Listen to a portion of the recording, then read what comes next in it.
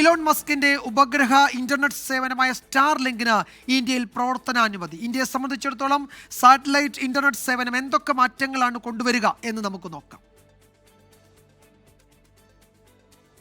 ലോകമെമ്പാടുമുള്ള ലക്ഷക്കണക്കിന് പേർക്ക് അതിവേഗ ഇന്റർനെറ്റ് ലഭ്യമാക്കുക എന്ന ലക്ഷ്യത്തോടെയാണ് സ്റ്റാർലിങ്ക് മുന്നോട്ടു പോകുന്നത്.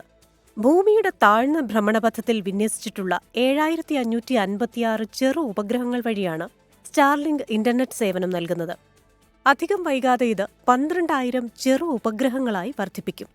സാധാരണ ബ്രോഡ്ബാൻഡ് ഇന്റർനെറ്റിന് ആവശ്യമായ കേബിളുകളോ ടവറുകളോ സ്റ്റാർലിങ്കിന് ആവശ്യമില്ല. പകരം ഉപയോക്താക്കൾക്ക് ഒരു ചെറിയ സാറ്റലൈറ്റ് ഡിഷ് അഥവാ സ്റ്റാർലിങ്ക് ടെർമിനലും റൗട്ടറും ലഭിക്കും. ഈ ഡിഷ് ഉപഗ്രഹങ്ങളിൽ നിന്ന് സിഗ്നലുകൾ സ്വീകരിക്കുകയും റൗട്ടർ വഴി ഇന്റർനെറ്റ് കണക്ടിവിറ്റി ലഭ്യമാക്കുകയും ചെയ്യുന്നു. കേബിൾ ശൃംഖലകൾ എത്തിച്ചേരാൻ പ്രയാസമുള്ള വിദൂര ഗ്രാമപ്രദേശങ്ങളിലും ദുർഘടമായ പ്രദേശങ്ങളിലും സ്റ്റാർലിങ്കിന് ഇന്റർനെറ്റ് ലഭ്യമാക്കാനാകും.